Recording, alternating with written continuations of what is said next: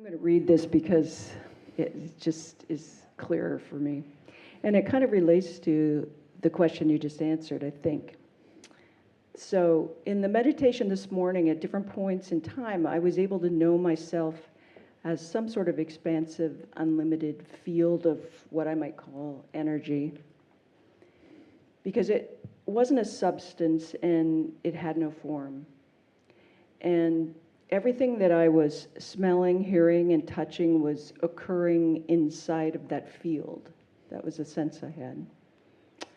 So I was able to experience that, and I can get to that place when I meditate, quite often.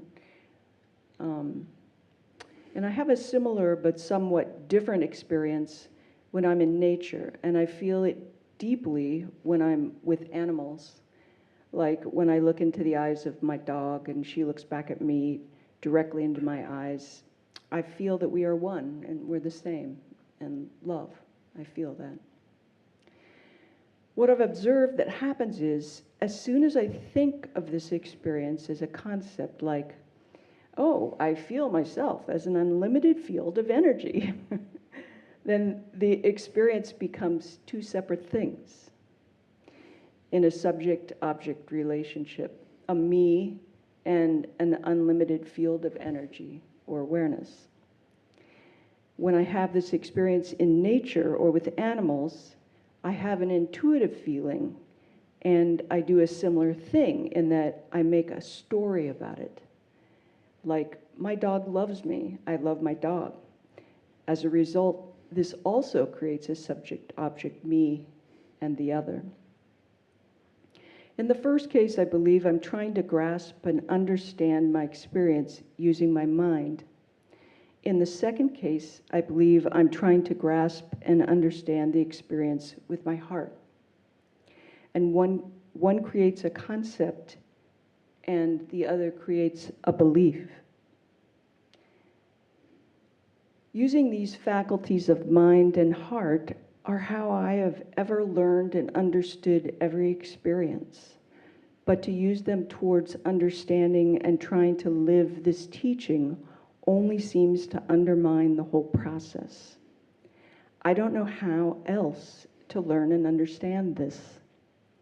So I'm wondering if you can give me some pointers on what direction to go or how to approach this differently. That's a beautiful observation.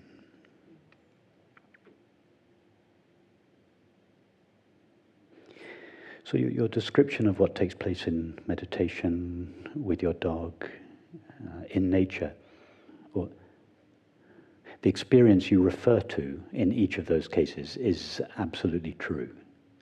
And then, as you rightly say, your mind, I didn't quite get the difference between the mind and the belief and the heart and the concept, but I get the gist of it, that you then try to interpret that experience and make sense of it.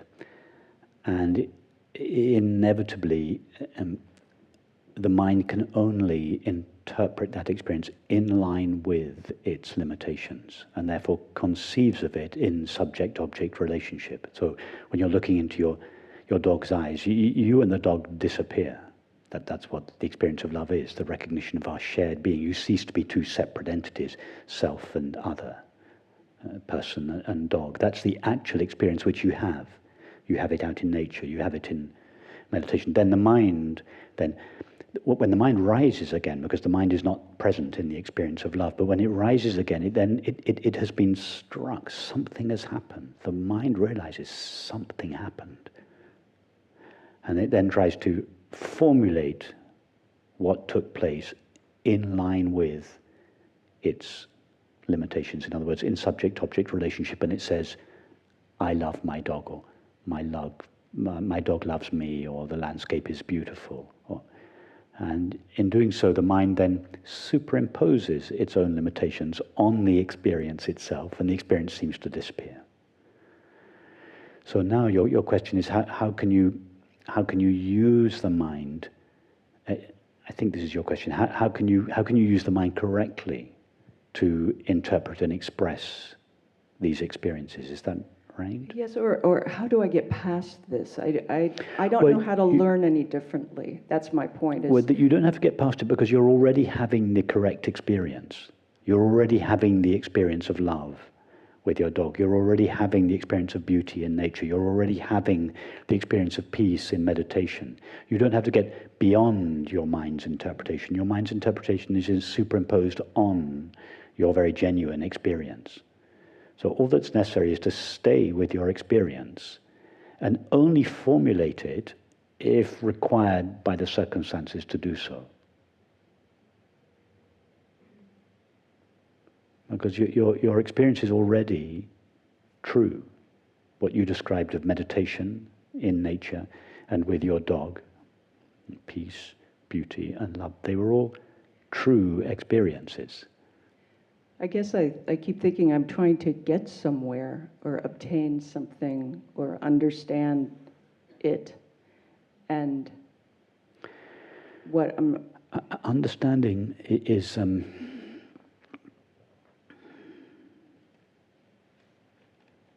understanding doesn't take place in the mind. It can be formulated by the mind. If I asked you the question,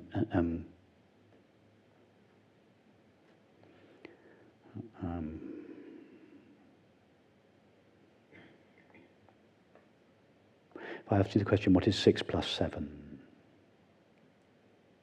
What do you say? I couldn't hear you. What is 6 plus 7? I'd say it's 13. Okay, so you heard my question, what is 6 plus 7? Pause.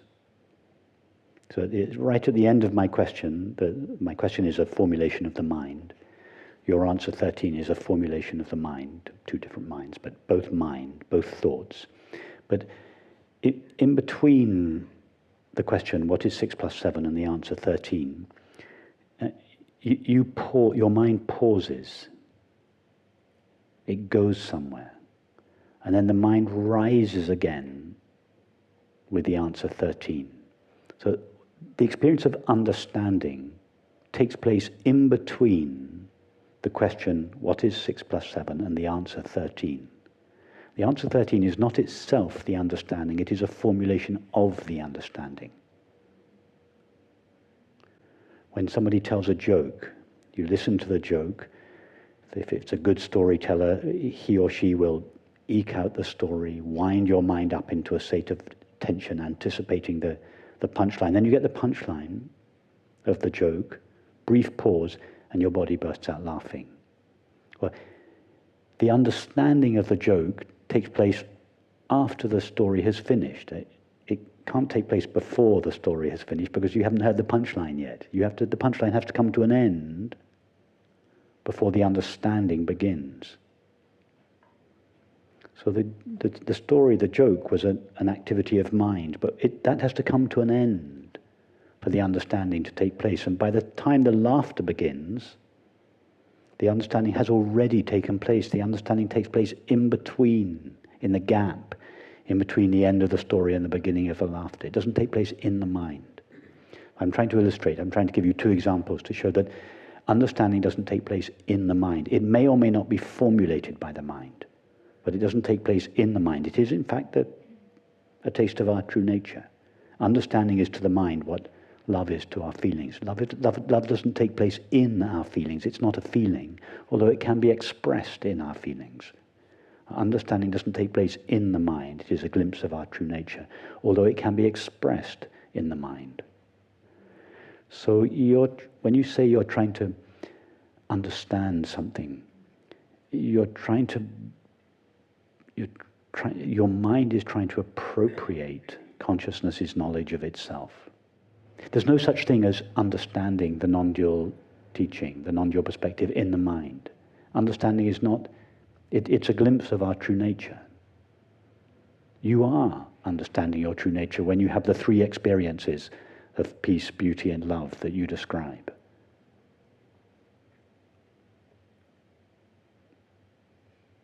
So am I making up something to try to understand? Yes, your mind, in order to satisfy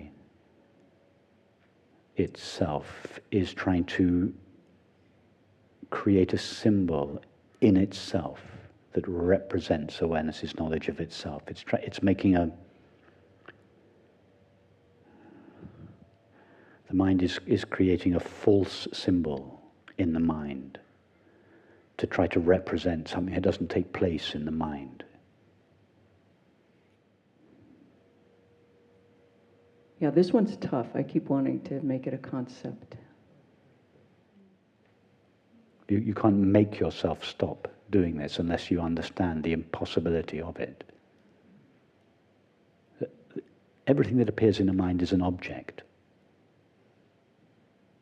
You're trying to make an object. Your mind is trying to make an object, albeit a marvelous, shiny, beautiful, non-dual object, in the mind of something that is not objective. You have to deeply understand the impossibility of it, and then the tendency to do so, the mind's tendency to do so will subside.